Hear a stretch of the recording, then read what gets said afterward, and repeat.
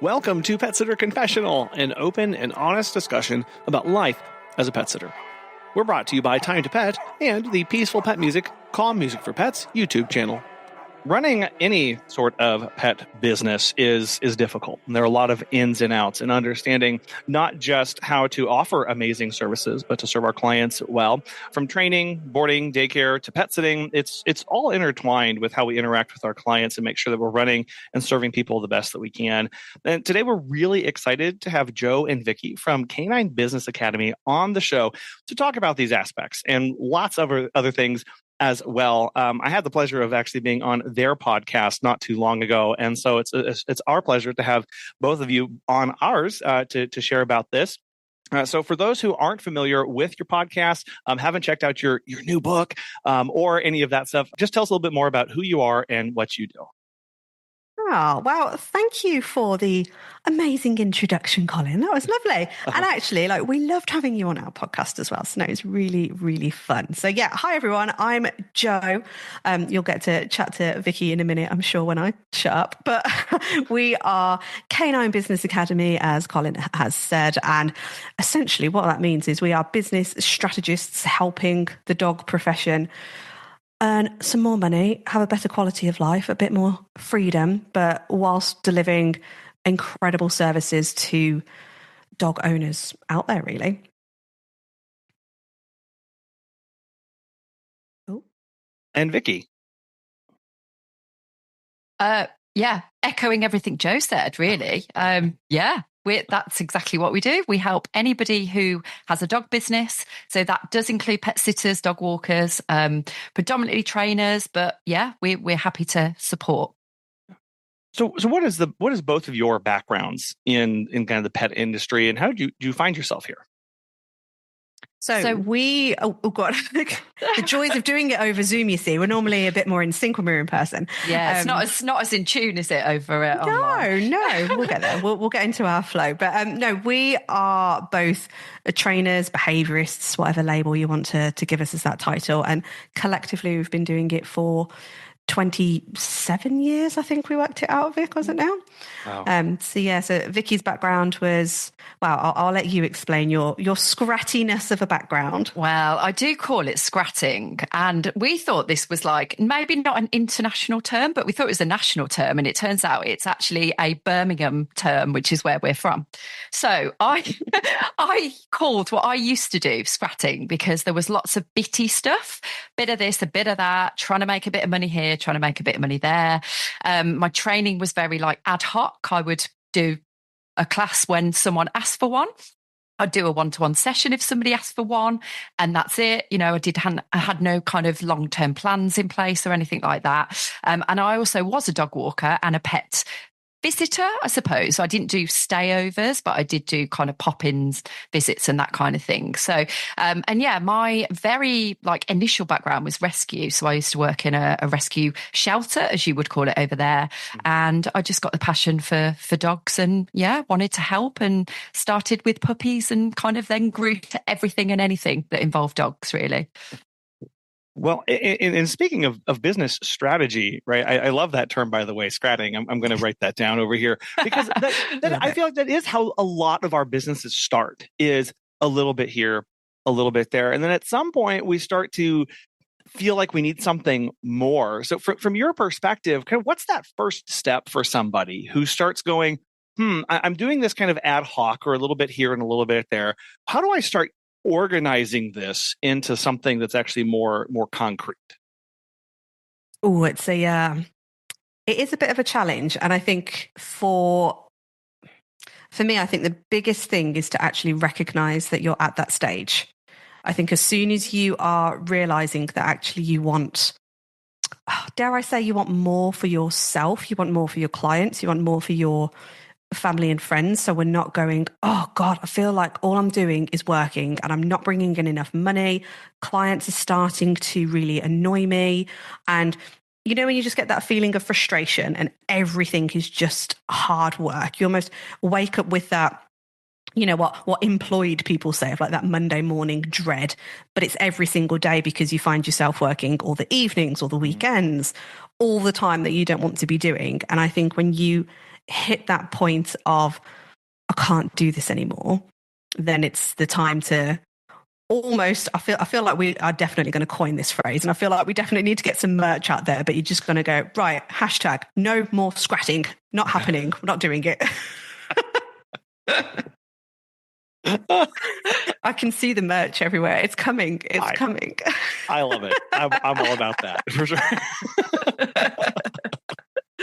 And actually, putting myself back in that position where I was scratching around, I had that realization of going like, something needs to change here. This is not good. This is not good for my mental health. It's not good for me just being here, there and everywhere and trying to please everybody. And I think this is a big thing in this industry. We are over delivering. Well, it's kind of a two-pronged thing. Would you agree, Joe? We're kind of over delivering on one hand, staying longer than we should, doing all the over and above stuff, not charging enough, like the fees aren't high enough, and then getting really frustrated with that and almost resenting it, and then starting to go, I hate the clients. It's their fault. They're the ones who have put me in this position. And actually, is it? And that's the question I think we need to ask ourselves. Yeah, you said that, and I had so many flashbacks to when Megan and I were just starting out, and then we had those clients who paid us money, and we liked their dogs, but my goodness, every time we saw that booking request come through, we just kind of sat there and went, ugh. Because you're right, we get ourselves in that position of what are we doing? And you mentioned that going over on time and kind of giving that away, because we do it one time and then it's kind of easy to do it the next time and the next time. And then we feel guilty when we don't do it. Then it becomes expected for how we operate. And then we aren't able to do it one time.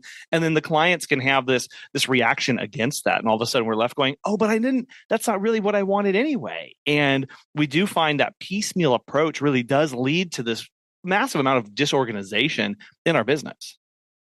Yeah, massively. And I actually think that disorganization can come down to we're not spending any time really understanding the client's needs.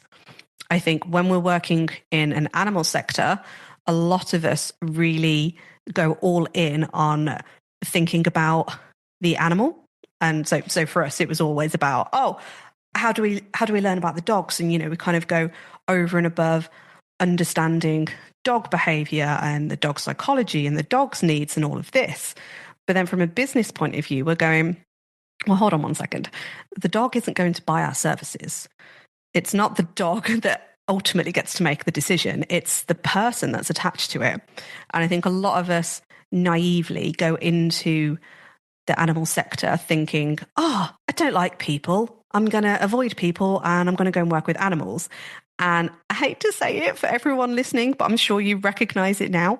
You're not in the animal sector. You are definitely in the people sector. You cannot avoid it. They are part and parcel of everything. And I think that disorganization comes down to almost, like I say, like that naivety bit of we've completely overlooked that we are in that people world.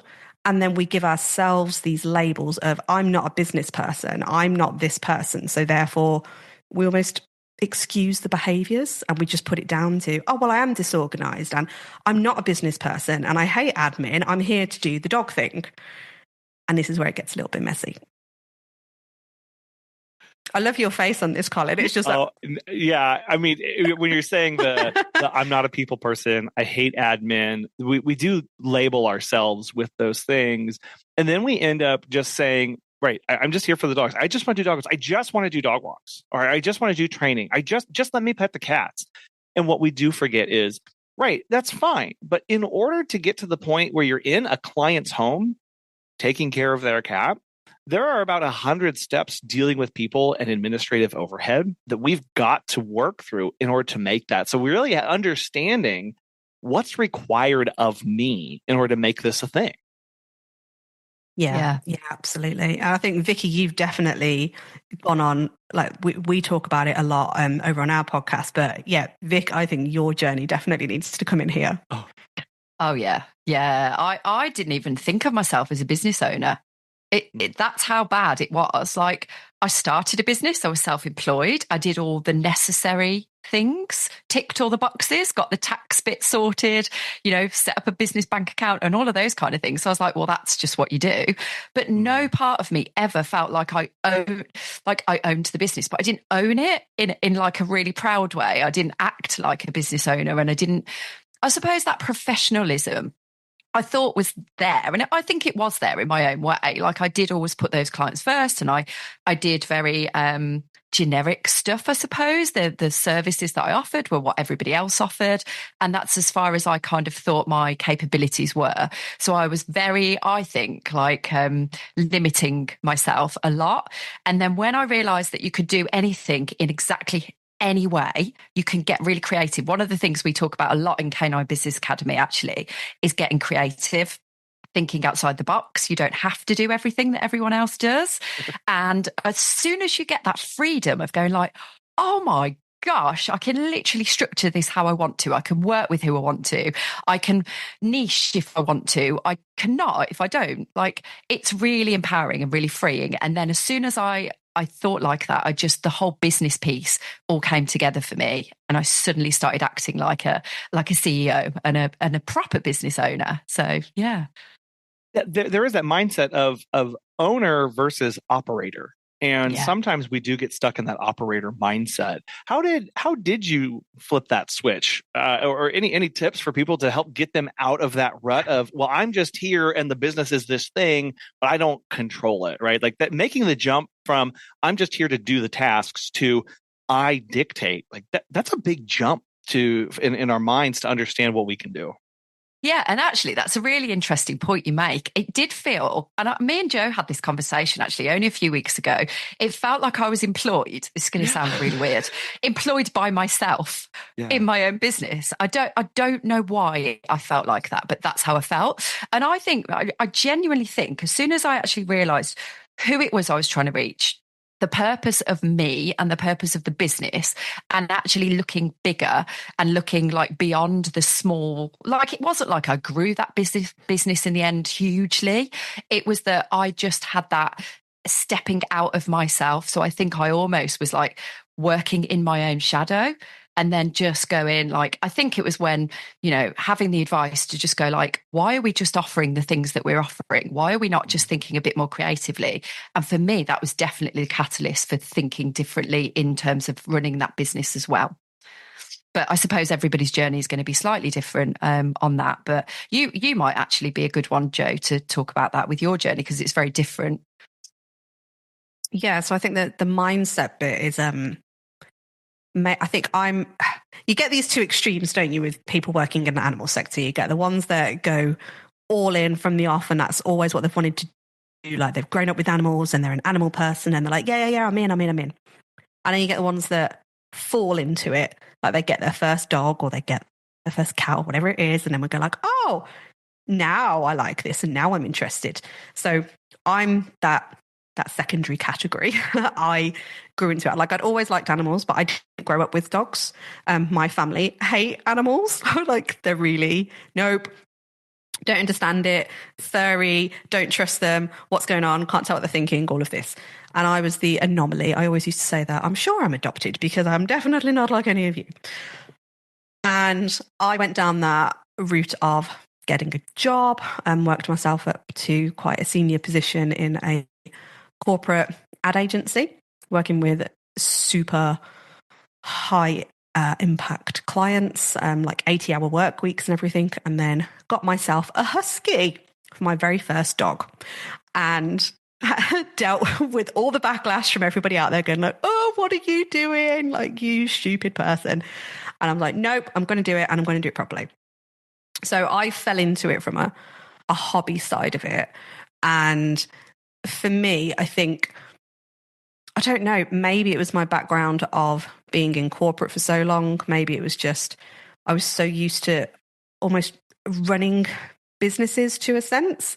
But I always knew that actually, if I'm going to do this, I'm going to be bloody successful at it. I'm not going to just go in and, I don't know, just be the air quote norm. I'm not going to go in and just play with these dogs. I'm going to do it, and I'm going to do it like next level. If you've ever heard of Grant Cardone, it's like 10x, I'm going to 10x everything, man. We're going to do it like this. So I went in with that business mindset immediately. And it took me less than a year to realize that all the advice that I was hearing within industry was so catastrophically wrong and so catastrophically damaging to not only the business as a business entity, but for its staff, for its business owners, and ultimately the end user, these dog owners out there, because they're receiving an incredibly poor service from us. It's just not good. And that advice is coming like top down from within our own sector. So for me, and I think that's where we feel really passionately and really strongly about trying to empower anyone in this sector to go, there is a different way. We can do it, like Vicky has mentioned, like being really creative. And I think jumping into that headspace is really difficult, but I'm a big believer of even if you're feeling inspired by anything that we are saying, then there is something in you to go, something doesn't feel quite right and I need to do something. And for me, I think it's genuinely about finding your people. Find somebody out there, and of course we would love it if that was us, but it may not be, and that's okay. But go and find somebody that inspires you to do something different and supports you on that journey, because I think as soon as you've got that, that's where the jump is a lot easier to make. What would you say are some of the most damaging or maybe just limiting beliefs that people have out there, or that advice, like you were saying, Joe, of, yeah, everybody says this, but it actually doesn't have the effect that they want, and you end up limiting yourself in your business? I mean, when you are working with people or interacting with other businesses, what are some of those commonly held beliefs that you see people have? Go on. I think you'd be good to do this bit. Okay.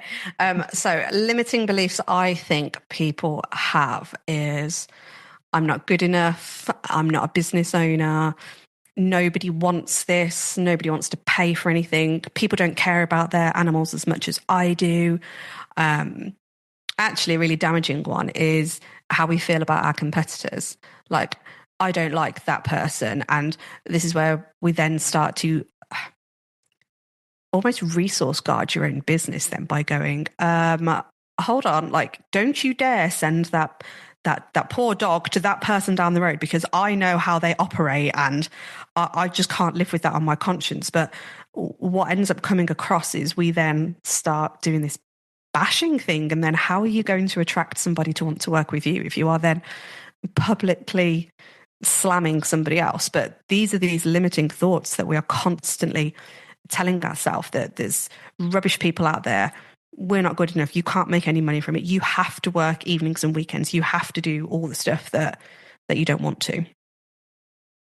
Yeah. No, go ahead. I was going to say, actually, following on from that, I used to be part of a franchise of dog trainers, puppy trainers predominantly in the UK, and that resource guarding, that is something that they used to almost promote within the organisation. So because it was a franchise, you had a territory. So you'd have like an area that you would like be allocated, and there would be lots of these trainers across the UK. And I ended up being a regional manager for this company and had to manage people in their areas. And what we were told is, like, you need to guard your little area, not only from external trainers that were nothing to do with the organisation, but the actual organisation. So it's kind of breeding that kind of like, no, you're not coming near me and I don't want you to know what I'm doing. Like, very sort of like, it really isn't that collaborative, connective piece that we're trying to promote. And I think that if that organisation is doing that kind of thing, then what are the next ones doing as well? So, yeah. Have you heard of Time to Pet? Susan the Pet Gal has this to say. Time to Pet has helped us grow exponentially. We believe the platform's features make us by far more professional than other companies who use conventional dashboards. They are the software gurus constantly developing and improving the platform based on user feedback. This decision was a good one. If you're looking for new pet sitting software, give our friends at Time to Pet a try. Listeners of our show will save 50% off your first 3 months by visiting timetopet.com/confessional. Well, and if you know that if you have some people who are treating others in the industry like that, doesn't really give good feelings. And then what are the other people going to do? Well, they're going to go, okay, well, that's fine. You don't want to know what if I can't know how you're doing, you're not going to know what I'm doing. And then we just build these little silos. And I see it especially damaging across bits of the industry. So, dog trainers tend to be in their silo, and pet sitters are in their silo, and the veterinary are in their silo because they're all in their own profession and kind of like, no, you stay over there and I'm going to do this thing. And what that does is it really leads to, and I think, Vicky and Joey, both of you were talking about this, like that leads to a bad experience for the pet owner, right? If everybody's just saying, well, I don't know, but I'm over here in my silo, and if you want to come over here, that's fine, but I can't, I can't speak to anything that they're doing, and B, I don't want to. Like that's a really bad experience and just life for a pet owner if there's not help or a support or community around them. Yeah, it's something that's really, it's quite sad, isn't it? Like considering everybody in this sector is theoretically doing it for the dog, the animal, and yet we seem to get so stuck in I don't know, like these human ways of just like, nope, you stay in your lane, and you do your thing and I'll do my thing. And then if we have to come together, then actually I'm just going to keep it at a distance. And it's like this lack of trust just seems to overtake everything. And certainly in my experience, I think this is where some of the poorest business decisions can be made. And, I'm going to hold my hand up and say in the early days when I first started training, I was absolutely one of those people that I think I even actually said these words out loud to people inquiring with me going, oh, you don't want to go with that person because they train this way. And that wasn't even necessarily my opinion. That was because it was like being bred in the groups that I was coming up in and learning with.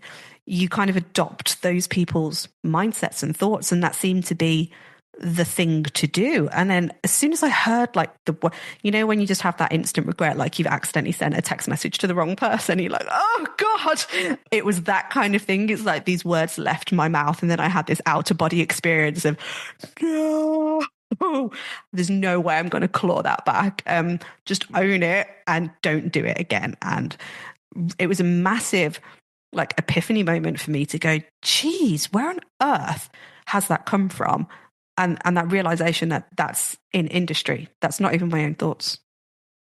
Yeah, I would say that's a broad issue, whether it's across the dog training side or dog walking. Like from my experience of dog walking, exactly the same. If I don't take that dog on, I don't know what the next person's capabilities are. I don't know whether they can be trusted walking your dog because your dog is so specific and like, I need to do that. And it's all that, again, it's like we don't trust anybody. And if we don't know, why don't we find out? Why don't we try and start a conversation and ask the person and find out a little bit about them? If we need somebody to refer to, then we should be asking these questions as far as we're concerned. Yeah. And actually, that's how Vicky and I met, because we wanted to learn from different people in our local area. So we're about a 30-minute drive away from one another. And I wanted to do some research into what was out and about there. Reached out to so many people, like massive email blasts, like the inquiry forms and stuff on people's websites. Vicky was the only person that came back to me and said, yeah, come along and watch what I do. And I was like, really? That's incredible. Because like nobody else is doing it. No one else is doing it. And now look where we are. Yeah. Now, I was going to say I hear that a lot of, I could never reach out. What community are you talking about? Nobody wants to interact with me. I've reached out to so many people and I don't hear back from them. What do we do in those situations if we don't feel like we have that community around us? Oh, it's a great question. Funnily enough, I was actually doing some work on this today. I've been in some training myself today, and I feel like I'm going to totally balls it up now, but there's 3 Ps. So it's being purposeful, persistent, and I knew I was going to forget the third P. It will come back to me at some point. But that purposefulness and persistence of, hold on, professional. There you go. So being purposeful, professional, and persistent in going, I know that I need to show up and I need to do this stuff. I know that I need to reach out for my business. And I think sometimes this is another hard lesson that we all have to learn, that you are not your business. And we have to detach ourselves. I love your reactions to this, Colin. This should absolutely be recorded. You have to detach yourself from the business. And it's really, really hard when it's you building it. It's your baby. It's your thing. But you are not the business. So when you are looking at it from that purposefulness and that professional and being persistent in trying to reach out to these communities, if you know it's the right thing to do for the business, you will persist. You will keep doing it. If you're not doing it for the business and it's more about yourself, then ultimately there's a load of personal development stuff that we need to be doing on ourselves and our mindset, because that's a really obvious projection in my eyes, that if the first rejection we hear back from someone is that, I can't possibly do anything else, then we're like, right, that's coming from somewhere else. That's got nothing to do with that other person. It's got nothing to do with the business, but a whole lot to do with ourselves, which is probably a whole other podcast episode in itself. It's a big topic. Big topic. Yeah. Vicky, why did you say yes? Knowing that the community was out there kind of not doing this kind of thing, and you get a request from some person and you say, yeah, sure, come along. Like, what? That's a pretty big risk for a lot of people, because they would say, they'll know my trade secrets, right? They'll know all my secret juju sauce. They'll figure it out, and then I'll have no competitive advantage. But inviting somebody especially to come along and see what's going on, like that's a big step.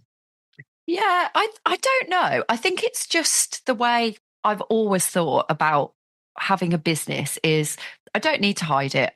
No one's going to do it the way I do it anyway.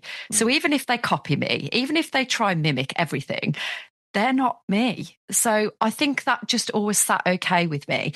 And over the years, I got a lot of requests for people to come and watch and learn and volunteer with me. I actually got some really good employees from coming to volunteer for, and the way I look at it is they're willing to give their time away for free, then I'm willing to give them some knowledge. And if it helps them and it progresses their journey, and maybe they might not want to be a dog trainer because they actually see what goes on, that's fine as well, because I've helped. And so I felt like it was my duty really to go, like, if you're willing to give your time and help me put the chairs out, collect them back again, talk to people, with little queries they could help with that was appropriate, then I just thought, if I can help somebody, I can help somebody. And if they copy me, well, I'm flattered. It definitely is these, these two themes of, I am not my business in that. And I love how you said that, Joe, because many times we get personally hurt, and we don't want to do something personally because I don't like that. But when we say, but for the good or betterment of the business, I have to go forth and do this. I've got to make these points of contact. I've got to do this kind of advertising. I've got to do this stuff because that's what's good for the business, and that's good for the integrity of what's going on. And then on the flip side, hearing, Vicky, your side going, well, also, I have a duty to the industry. If I really believe that what I'm doing is a standard and is good practice to be followed, why wouldn't I want to show more people and educate them on what those actually are? Like, there's that mindset of, I go from my daily tasks and scrapping every second of every day to, there's something much bigger here. And there's a much larger purpose and direction that I'm heading that I can actually be a part of. And that really helps set us up for success when we need to make hard decisions, or when we need to figure out how we best can serve our clients too. Yeah. And maybe, I was going to say, maybe looking back, it was always there for me to go, like welcome people in and say like, I'm happy, because in Canine Business Academy, we do a lot of free content. And because we want to reach as many people as we can, we want to support people. We've got a free Facebook group. We do training in there. We've got the podcast, obviously. We've got all of this knowledge. And so we feel it's our duty to get it out there. And then looking back at that training business and the walk-in actually as well, I used to get people come and volunteer and help at the walk-in as well. I'm trying to just like spread that knowledge as much as I can. So the more we can get into that mindset, I guess, of going like, it isn't you. They can't recreate it exactly. The content might be the same, but it's not going to be delivered exactly the same. Yeah, I feel like that is kind of our purpose. And it was my purpose back then, and it's my purpose back now in a different way. Yeah, I always just try and, in these situations, see if there's anything logical that you can tell your brain. So if it's, oh, well, they're going to copy me and they're going to do all this. Well, let's try and pick it apart logically then. So let's go back to the very first thing that this may sound controversial to some people, but if you're being really honest with yourself, we are all doing it for the money. We are doing it to pay our bills. Like that is a fundamental thing that we all need to do. If anyone's interested in the psychology bit of it all, you only have to look at Maslow's hierarchy of needs to know that that safety need is the very first thing that you need to do. And that safety bit comes from paying your bills. So let's even just look at it from a nice simple number of, let's assume we need to pay our bills and they are $2,000 a month. That's what we need to be paying. So if I can earn, let's say $2,500 a month, then I'm good. I've actually got more than I need and I'm good. If you're earning 4,000 or 5,000, brilliant. Your outgoings are only 2.5. So it's okay. You're good. How many clients do you need to serve to get that 5K, let's say now, or even the 2.5, if you literally just want to pay your bills and just have what, like a bare minimum life type thing. So how many clients do you need to be able to hit that first ladder on Maslow's hierarchy? How many clients do you need to be seeing to feel safe? And when you work out that number, it's unlikely to be huge amounts. You're not going to need to be seeing hundreds of people. It's going to probably be less than 10, probably even less than 8, depending on your fees. And this is where that thought process has to come in on how are you structuring your business. So realistically, and maybe even if you're not pricing your services in a way to pay your bills and you are just scratting and we're putting loads of stuff out there, you're still going to hit a capacity of your time. So what is that capacity? And let's say, for argument's sake, you have got loads of low ticket stuff and now you're seeing 20 people. Well, how many people are in your local area? How many of those people have pets that need your service, whatever that service may be? Quite a lot. So you're not going to be able to see more than your capacity. And ideally, you want to flip it and go, I don't need to see any more to have the lifestyle that I need if I get my fee structure right. So try and tell your brain a bit of logic. It's hard because we're emotionally attached, and this is where we have to detach ourselves from the business. But I think it helps sometimes to look at it and go, it's not that bad. Right.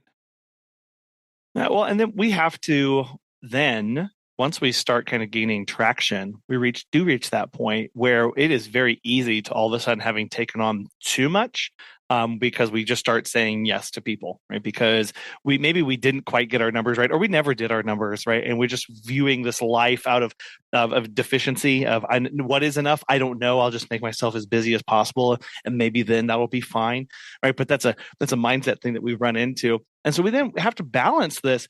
I have to run my business, and in some instances, I do have to be efficient, right? And that's kind of an ugly word in pet care because it means that maybe I'm not spending all that time, right? I'm not going over like Vicky talked about, or I'm not doing these extra above and beyond things. I do need to be efficient and run a business. But also, I don't want to sacrifice the level of care that I'm giving my clients. We kind of have to walk around balancing this efficiency versus the care that I'm providing. What kind of guidance can you give about how to walk that line and maybe give us absolution for for deciding one over the other? I suppose, like, we talk a lot about a win-win situation for you and your clients. And I think whatever you're offering as a service, however you're operating, what allocation of time you're giving, it should always be a win-win for both of you. So if there's ever a question in your mind of what you're doing is winning for the client a lot more than it's winning for you, that's where I would start to go, something should be rebalanced here, because it's not going to work long term, because that's where you get the burnout happening, the overwhelm, the resentment about the business, the resentment about the clients, all of those things that we hear and see so much in this industry, and I'm sure you do as well, that those are where these things come from, because there's that lack of kind of boundaries aren't, we're a little bit funny on our view of boundaries. I think boundaries are good to a point, but boundaries can be looked at in a very, very strict way, or they can be looked at in a way that it suits you and it suits the client as well. So again, we're back to that win-win. If the boundary needs to be pushed a little bit and it means that it's a good thing for both of you, awesome. If it's actually, I'm going to push that boundary, it's going to do me a disservice and I'm going to suffer, then it shouldn't be. I just want to like still collect all of Colin's faces on this. Like when you said boundaries, then he's like, this. There are some good faces happening. Yeah. Well, especially with the boundaries, because that is a word that's thrown around an awful lot. And I do think that many times it is thrown out purely as a protective measure. As a protective measure of don't hurt this across this line. I do not go because I get hurt. And when we can start, I love how you phrase that, of making that boundary a win-win, or at least helping people understand why it's a win-win and viewing it. Because sometimes we can resent our boundaries. I don't know if you've ever been there. If you're like, oh, I said I wasn't going to stay up late and work on my emails. And then that's why I'm never away. I'm never ahead on this, or I can't get ahead, or I said I was never going to do this for a client. And that's why nobody picks me, or blah, blah, blah, blah, blah. But instead going, no, I have this boundary so that I can hold to my integrity. And also it's a level of a high quality of pet care that I think more people deserve, and they need to understand that, or education, whatever. But making sure that when we set those, it's not purely out of a protective, because it can be a proactive sense as well of going, this can actually be a very good thing for everybody involved, instead of just feeling like we're having to tell a client no or be a stick in the mud about stuff. Yeah, it's such an interesting one. And do you know what? The longer Vicky and I spend in Canine Business Academy, I don't know about you, Vic, but boundary almost has like that ick effect on me now, where I'm like, oh God, that word again. It's like a real negative connotation for me. And I think, I don't know, I just don't think there is such a thing as boundaries. I think, like I said, the fact that it actually makes my skin crawl now if somebody says, like, you need to set some boundaries. I'm like, ooh, okay, why? What's going on here? And I think it's because realistically in life, one of our coaches and mentors that we have talks a lot about, I don't think you can have a balance of life. I think everything is a dance. And it's, okay, so which partner's making the move here? And how do we work together? And then where's the solo bit? And it's just a really nice way of looking at it, I think, because I don't think there is such a thing as balance. I mean, me personally, I've got two boys. I've got a 5-year-old and a 3-year-old. We are home educating them. We've got the full-time business. I'm in full-time uni.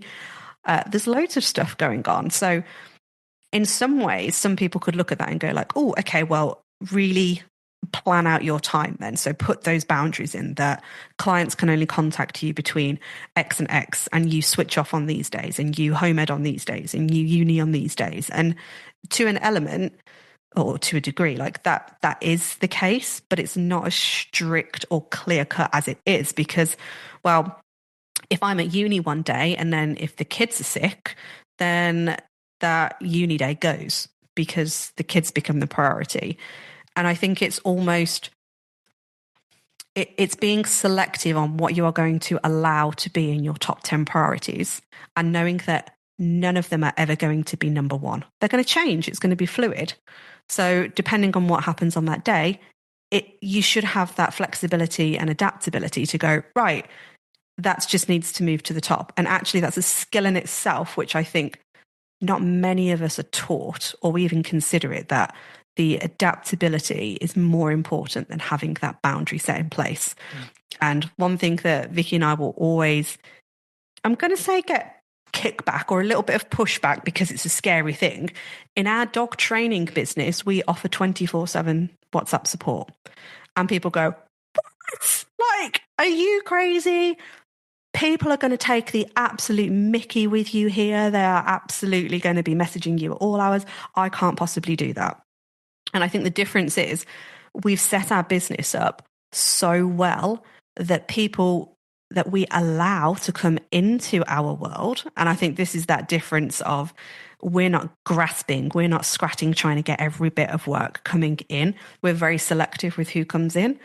And because there is that, almost that equilibrium, I suppose, of that respectfulness on both sides, because it is a win for them and it is a win for us. There is not a case of it is a win for the client and a lose for us. It is never a case that it's a win for us as a business and a lose for the client. So everyone's really respectful of everything. And in actual fact, if we genuinely got a message at 11 p.m. and I happen to see it and I happen to want to reply to it, awesome, I'll do it. And if I don't, then there's no problem either, because I'll get to it when I get to it. But I've never had it in 10 years of my business personally where anyone has taken the mickey. If anything, they never utilize it. Yeah, exactly the same. It just doesn't happen. It almost creates the opposite effect. Whereas I think the more defenses and the more boundaries you try and put in and the more restrictions, then that's where you get that polarizing effect. That's where you get more defensiveness coming in, and people are going to try and push those boundaries because it's too restrictive. So it's a funny one, boundaries, and there's a lot of people that I think will struggle with that. Yeah, I've had to work with that myself, of understanding, because I used to be a big time boxer of, this is the hour, or this is the 15 minutes that I'm working on this thing, and this is the 15 minutes I'm working on this thing. And then you quickly start to get frustrated with that, because all of a sudden it's like, well, I got a phone call from a potential client, but they called during my email time, and I'm only supposed to be doing emails now, and this person had the gall to call me, like, or like with our kids, like I never, like, just I can be working on the most important thing in the business, and a kid comes running in and they're bleeding from the arm, right? What? No, please stop the bleeding until I can be done working with my account. No, well, that jumps immediately to number one. And I don't have to Gantt chart that out or do an Eisenhower matrix or do any sort of techniques to understand that. And we all have those things in our life. And as we start to know those and let those be fluid, it allows us, it stops a lot of that internal condemnation that we put on ourselves for not feeling like we're doing the right thing at the right time. So we can be flexible and adapt to that. And I love also hearing how you guys are, the screening process from your clients allows you to run a business that's a lot more relaxed than this high, like, stress thing of like, oh, who is the client now? And instead going, no, everybody who we allow to work with us, that's a great phrase, by the way. Everybody who I allow to work with me is going to be on a win-win. And that really changes how we even talk to our clients and view them when they need things from us. Oh my gosh, it's like the best thing you'll ever do. The best phrase to do with this is be the bouncer of your own nightclub. Yeah. Like, you get to decide who comes in and who doesn't. And I think this is where that mindset stuff is so important, because if you are in scratty mindset and fear, and because you don't know the numbers that you need to be making, so therefore you're not meeting that safety level, then of course you're going to be going, just think of the energy that you're going to be speaking to somebody in. It's like, oh God, please, please, please give me your work. I'm so desperate for it. And of course you're not going to be saying those words, although I hope no one's actually saying those words, but it's pretty close. It comes across, it's going to come across though, isn't it? Because you will try and be more forceful, or you will try and do it in a way that, it just feels really, really horrible and unprofessional. So when you start hearing yourself telling somebody why they should work with you, telling them all the bits and bobs that they're going to get, then I'm sorry, but we're not we're not putting the customer first when we're doing that. It's like, oh, so if you give me your money, you're going to get this hour from me. You're going to get this hour from me. You'll get like 5 sessions. I'll come to you. We're going to do all that. And you start reeling off the stuff that you're going to do. You are not in service of that person. And you are definitely not acting like the bouncer if you're in a nightclub then, because it should be the other way around. It's like, hold on, what's going on here? What are you like as a person? Do I think that that's going to be a good fit for this club, for this business? Is it going to work? And if the answer is no, it's okay. Like, you'll know you're getting this right if you actually start turning people away. Actually, we had a message and we run a mastermind group with the guys that we've done coaching programs with previously. So they're in this like group mastermind, and someone put in there today, I said no to a client on the phone today, and she was really chuffed about it. Now, most people would be like, oh, what? And she's like, I'm okay with it. It's absolutely fine. The lady didn't sound right. It didn't sound like we were going to gel. And I just said, I think it's best that I recommend somebody else. And for me, that was like a huge amount of growth in that person, because she would never have done that before. No. It makes me so happy though when we are confident enough in our business's ability to find the right people that we can go, look, I'm really sorry, this business just isn't the right fit for you. Go and see this person over here. Is your client's pet feeling anxious, restless, or uneasy while they're away? We know that pet parents want the best for their furry companions, especially when they're dealing with anxiety or noise sensitivity. Research shows that calming music can work wonders in helping pets feel safe and relaxed. That's where the peaceful pet music, calm music for pets comes in. This YouTube channel is packed with soothing melodies and nature sounds designed to bring peace to any pet's day. Whether it's fireworks, thunderstorms, or just time alone, peaceful pet music helps create a calm, stress-free environment for pets. Share this resource with your clients by having them go to Peaceful Pet Music, Calm Music for Pets on YouTube, and don't forget to hit the bell for updates so they never miss a moment of calm.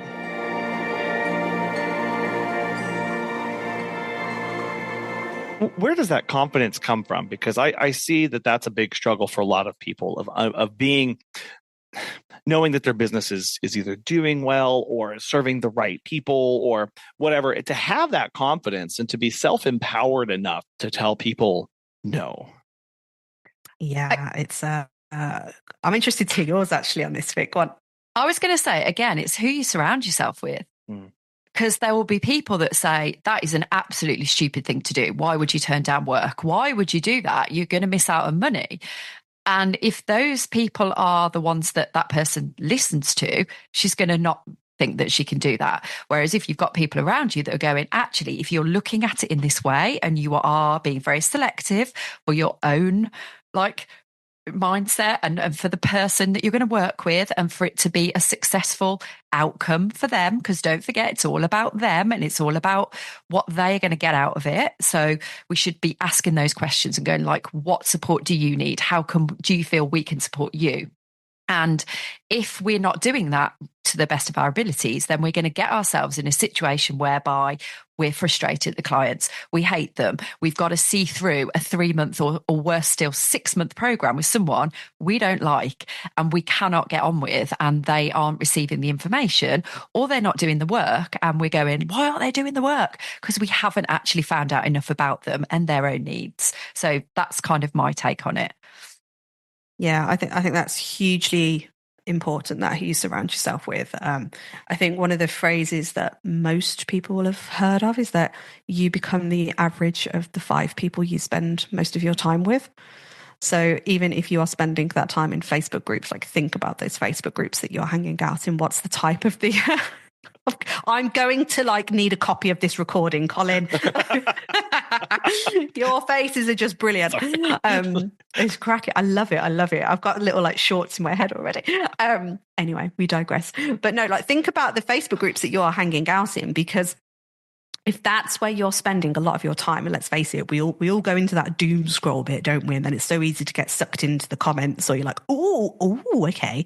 And before you know it, you spend an hour reading a load of negative things. And that you almost end up embodying that persona, which is never going to be helpful. So yeah, I think definitely who you are surrounding yourself with.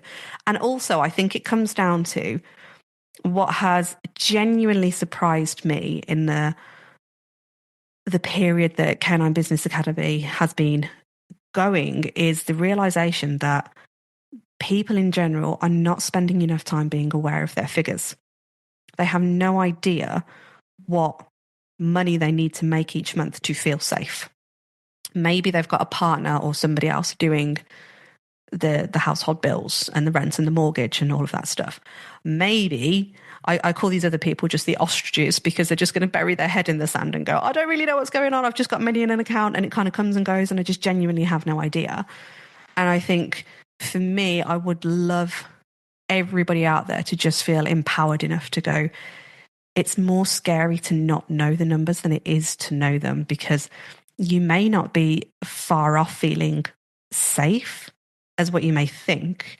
And when we've done this exercise with people, some people have genuinely gone, oh my gosh, I only need to sell like two more spaces a month then to what I'm already getting to feel safe. And we're like, yeah, exactly. And then others have gone, oh my God, like I'm a million miles off. I've got so much to do. And yeah, it's scary, but at least we know now. So then we can start to put in the business tactics of, right, what is the plan? How are we going to reach these many people? Then you start to do the fancy things of going, right, you need to speak to X amount of people. Hopefully your conversion rate is going to then be X based on this number of persons. And you start to do the nitty gritty stuff, but you can't do any of that unless you know what it is you're striving towards. And I think this is where that confidence bit comes down, because if you've met that safety layer again and you've brought the money in that you need to, then if you're then speaking to someone on the phone who's a little bit of an ass, then you can just go, I'm sorry, it's not a good fit. And I don't need to worry about bringing you on because I'm good, thanks. I've got enough money. Yeah. Well, and that's not to say that we, say yes to all of the bad fits until we start feeling safe, but it is because, as Vicky said, like this is going to be a long-term relationship with somebody, right? But what we are saying is, and what you both are saying, of going, you build smartly, you build intentionally, instead of just letting the wide open barn door and whoever comes in just happens to be there and I say yes and we kind of figure it out. No, it takes us knowing what, not just many times we think of my client, who's my target audience, who's my client avatar, right? I hear that a lot. We think of that for marketing purposes. We don't think of it as a relationship purposes of what kind of people do I work with well? And who do I want to have more of? Not just so that I can figure out the targeting practices or a Facebook ad or a Google ad, but because I'm going to have a relationship with this person. If you're pet sitting a cat, okay, let's be very honest. If they get a new kitten, you could be seeing that same client for the next 20 years. Be very careful about who you allow into your business because you may be with them for a very long time. Yeah, and that's a really good point you made there, because we are good at doing the client avatar thing for marketing, but are we doing it in real life? Because I think it goes out the window, because again, if you're not that comfortable in knowing who exactly it is you want to work with and that you've got those sums all sorted, you are going to just crumble at the phone call and go like, okay, I'll do it, because it's back to that panic and that lack of safety thing again. And yeah, the client avatar work should go all the way through. Like there's lots of layers to it, and it should be seen through to be really, truly successful. Yeah. Yeah, absolutely. I think even we lean heavy on, alongside that client avatar, of actually knowing the purpose of your business. And I think it's something that a lot of us overlook because we go, oh, well, like the purpose is to just, help somebody sit their animal, or we're going to train their dog, or that's the purpose of it. But it has to run deeper than that, so that, because that's what's going to impact your marketing. That's going to impact who you're trying to reach out to. It's going to impact your client avatar. And because then once you know what your purpose is, so like for us at Canine Business Academy, our purpose is essentially to support dog professionals have the business that is going to support their lifestyle whilst helping dog owners have amazing experiences and all of this wonderful stuff that goes with it. Now, if we had a I don't know why this thought has come to it, but if we had like a zookeeper come to us, we'd be like, oh, well, technically I can help you because it's business, but actually you are not our client audience. So no, you're not coming into the club, like being that bouncer. And that comes from knowing the purpose of our business. Like if we're here to serve dog professionals, to have all of this stuff, and then arguably, even if a dog professional came to us and then went, do you know what? Like, I want to bring in a load of money. I don't really care what it is. Then again, for us, we'll go, sorry, you're not the right person for us because you don't meet this criteria. That's not the reason that Canine Business Academy exists. So I think it's bringing in that purpose of your business, which is so crucially important. And until we sit down and define that for ourselves, it will be defined by the clients who come to our business. And that's the scary position that we can find ourselves in, of going, oh, I woke up kind of in my business 5 years on, and what's even happening right now? Oh yeah, it's really common. And it is that, isn't it? Yeah, it's going to feel like it is dictated to by the clients as well. And very often it is. Like it literally, that is how that business is being run, because we are too scared to say no to anybody. They're coming in, we're hating it. It's a big cycle, like just never ending cycle, and the burnout, and then people leave. Like the amount of people that leave this industry, it just shocks me how many people are making no money. They're hating it and they're leaving, and they're good people that should be in this industry and they should be staying and they're doing an awesome job, but they just have no idea where to start with that strategy. Yeah. It's just really sad, isn't it? And when you were saying then that the clients are dictating everything, you'll know that clients are dictating in your business because you'll find yourself putting on services that one person has asked you to do. Like, oh, you know that you said that you do all this, like you said that you do this puppy class or whatever it is. Can you just do a one-off one-to-one for me? And we'll go, yeah, sure, why not? I know you don't work the weekend, but could you just come and let the dog out for this half an hour? Only take half an hour. Yeah, sure, okay, why not? And then before you know it, you've got this plethora of services. And then you get to that point where you're thinking, I do want to make a change. And then you may have somebody like us who will then question, going, okay, so you've got all these products and services. Which ones do you really like doing and which ones don't you? Why are we doing this one? And then they're still trying to almost defend the decision then. And they want to put more in because you feel like you're going to miss a load of people out. And then you worry that you're not going to attract everybody. But it's like, that's okay.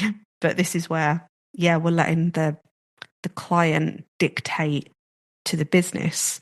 And I don't know, like if you look at it in real life, like we're not in real life, but like you're not going to go to McDonald's and then say, oh, can you do me a bucket of chicken from the Colonel over at KFC? You're like, no, if you want that, go over there.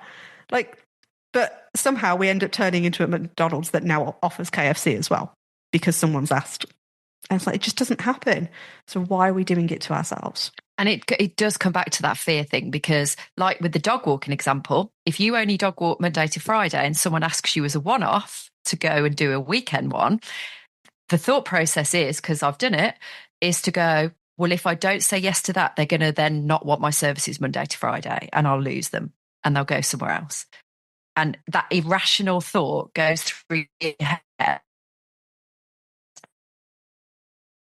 Got to take it. I don't want to. So I'm going to cancel that and I'm going to do that dog walk so it keeps that client. It's crazy.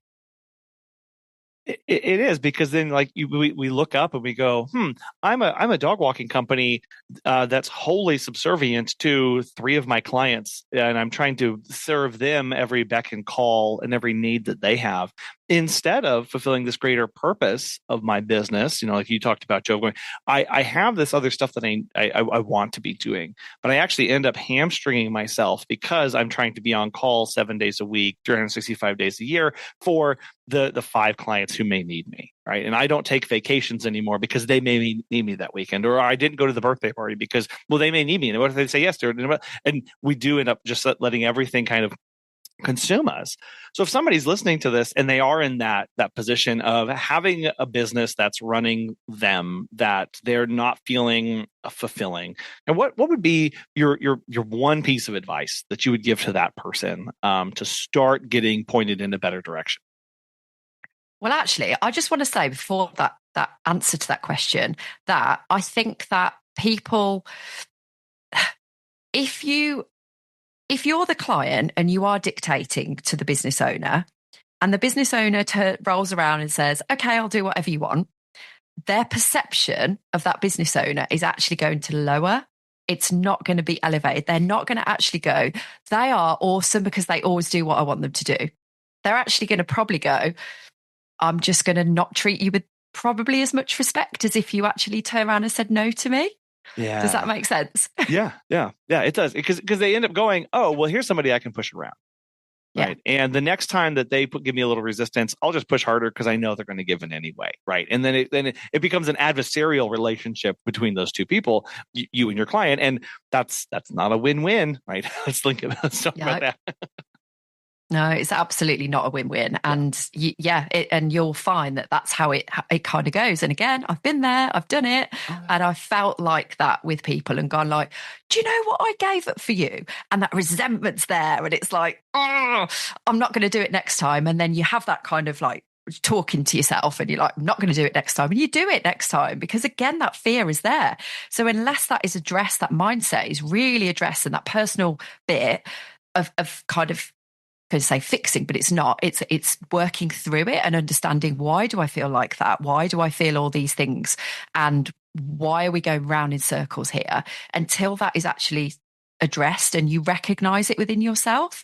And this is again with my own personal journey. There were so many things I didn't realize that I was doing. I had absolutely no idea. And I really, really feel like it's, for me, like that outer body experience of being able to step back away from the employed Vicky and look at this is now the business owner Vicky was like so massive for me. It changed absolutely everything for me. And it literally is taking a step back, looking at what you're saying, what you're doing, where those thoughts come from and going like, how can I start to change this? Or again, back to who am I surrounding myself with that is telling me those stories that I'm now telling other people? Yeah, I always find it really fascinating when Vicky talks about this journey because like, we're so different. And I actually think that this is why we work so beautifully together, that I've never had that experience where I felt pushed over by someone. And I think it's genuinely because I don't know, I entered into business in a very different mindset of going, no, this is how you do it. Maybe not even how I thought, but I was like, right, I know that I want to do this right. So for me, I invested in mentors and everything pretty much straight away. Very quickly realized that for me personally, I didn't want any mentors from the dog world because I felt like my first year of it was just a bit poor with what I was hearing. I was like, it just didn't resonate. I was like, this doesn't feel right. Like almost being told that clients are the problem. I was like, this can't be right. This is good business advice. What's going on here? So I think for me, I chose to surround myself with people that were doing bigger and better things in different industries from the get-go. So I had fear, but in a different way. Like I didn't have that fear of, oh, they're not going to like me or I'm going to lose business on that way. It was almost okay, this is how to do things right. And the more I kept practicing it and the more I kept thinking, I need to be putting the client first and become a very customer-centric business and understand people and become really people-oriented and like transfer all of these dog skills that I've got with learning about psychology and behavior and applying it to the person. That for me is just the really exciting bit. And that's the bit I love to do the most. So yeah, I always just find it really fascinating when Vicky and I are telling these stories because they're just completely different experiences. Yet we've both had the same experiences in the dog world, if that makes any sense at all. But actually, Jo, your experience of not feeling confident and being not pushed over, that's not the right term, but is actually in the dog knowledge part, because you've said that over the years you've had a bit of that imposter syndrome about actually the dog skills and the dog knowledge and things like that, whereas I've never had that with the practical side of it, but I've had it massively with the business. So it's almost like we've had the opposite experiences with our journeys, really. Yeah, absolutely. And I think it's because, when you feel like but I think it's because for us as well, like we had those different backgrounds and upbringings, if you will. Like Vicky chose to go into it from the get-go pretty much, whereas I was that hobbyist that fell into it. So when you're that hobbyist, you want to learn the craft, don't you? You want to go like, oh, this is I want to get my teeth into everything. And certainly on the training and behavior side, like we know people are so, I'll put my hand up, I am guilty of having done every single course that ever gets released, and I have to go to that conference and I have to read that book and I have to do this, and it's one thing after the other because I wanted to learn the craft. So for me, that imposter syndrome shone through massively because it's a toxic environment in the dog world. We all know this.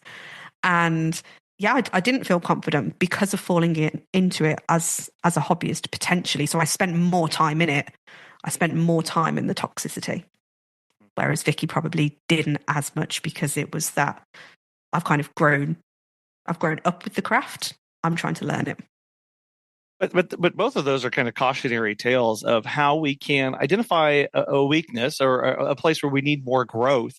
And then all of a sudden that becomes where all of our focus is, right? And I do nothing but, and I'm so reactionary or sensitive about it that nothing is ever enough. And I am going to take all those courses. I mean, just how many times do you look up and you go, oh, I am part of that mastermind, and oh, that mastermind, and oh, look, there's 4 books over here. How much dust is on those? Oh my gosh, I need to like it happens because we do that out of a feeling of insecurity. And it's a, on one hand, it is a good motivation to recognize, oh, I need growth there. But then it can continue to be toxic in us and our business, where all of a sudden it's all consuming, and I'm never confident enough, and I've got to, and then it ends up all going to waste because we never actually do anything with it or even complete it, in that sense. Oh yeah, the implementation side of it is so important. Vicky and I, even actually this year, we decided that last year for us was a heavy investment year in mentors and coaches and masterminds and all the stuff that we've done for a while. But this year we was like, no, this year we're going to implement. Like we did a lot of implementation last year, but this year we're almost like it's that next level. It's right, no more distractions. We even did like a strategy day ourselves the other day and just did a big reflection on the year just gone. And we've gone like, this worked really well. This is where we need to work harder. This is the focus for this year. And focus was actually one of the things for our goals. Like, no, we are going to focus on achieving this, and we're going to actually sit down and not get distracted. And the next 12 months is all about implementing the top 5 things that we've identified we need to do for our business. Well, Joe and Vicky, I really want to thank you both for coming on the show today and sharing with us and encouraging us to be intentional and to have the confidence to both look at our numbers or utilize our numbers to make good business decisions and continue to recognize that this is a people business at the end of the day, and that is something we can lean and should be leaning more into. I know that there's a lot here. I actually have loads of questions over here I didn't even get to, so I'm already guaranteed a second interview with you all to come back to finish these. So we've got that. But for those who want to follow up with you, see all that you've got going on, how can people get connected and start learning from you? Oh, I'm going to let Vicky do this because she does it so well. Oh, do I? Okay. Well, I think first and foremost, the best place that people can hang out with us is in our free Facebook community. So we're building a really nice little space there where we want people to feel safe. They don't want to feel like they're being judged. And I feel really proud of that group. And we're making that really nice. So that is called CBA Community. So if they just put CBA Community into Facebook, that will come up. We've got the podcast, which is Let's Talk Dog Business. So you can find that on all the major platforms. And we've got a book called Let's Talk Dog Business Strategy. I have to say it really slowly because it's a bit of a tongue twister. And basically with the book, just to quickly explain, people are using it as a workbook. They're using it as take you through these steps. They're making notes. We're getting some awesome feedback that people are making notes and they're implementing the stuff and they're listening to the podcast, and it's kind of working really nicely as a little bit of a, as implementation and actionable steps that they can take. And actually, the last thing to just mention quickly before I finish is that we've now got a paid membership, which is basically taking the podcast one step further. And our business mentors that we invest in are regular guests on there, and we deep dive and we do masterclass cross podcasts. So we've called it the pod classes, and actionable steps implementation is all about walking away with something that you can actually do in your business. So all those places you can get loads and loads of value. Cool. Well, that's very exciting. I will have links to all of those in the show notes and on the website, so people can get connected with that, get your book, the podcast, the community, just take it all in, right? That's, but do something with it, right? Remember, we'll do something with it when we do that, not just listen. Yes, all about the implementation. It's been an absolute pleasure having you both on the podcast. I really want to thank you for your time, for taking time out of your day to come and do this, and for sharing everything. So thank you both so much. Thank you, Joe and Vicky. Thank you. Yeah, thank you for having us. We absolutely loved it. Can't wait to come back for another one. Yeah, looking forward to part 2 already. Thank you. Detach yourself from your business and act like the CEO it needs. Build intentionality, say no when it doesn't serve you, and create a business that supports your life, not the other way around. I love the context of this, especially when we understand that just because we detach ourselves, it doesn't mean we stop caring or we become lazy or nonchalant about our business. But it does mean looking and making decisions within our business from the outside, maybe with a little bit more unbiased and not with our emotion and attachment to our business. It really does help us see problems more clearly, and importantly, be more decisive in our corrective actions. We want to thank today's sponsors, Time to Pet, and the Peaceful Pet Music, Calm Music for Pets YouTube channel for making the show possible.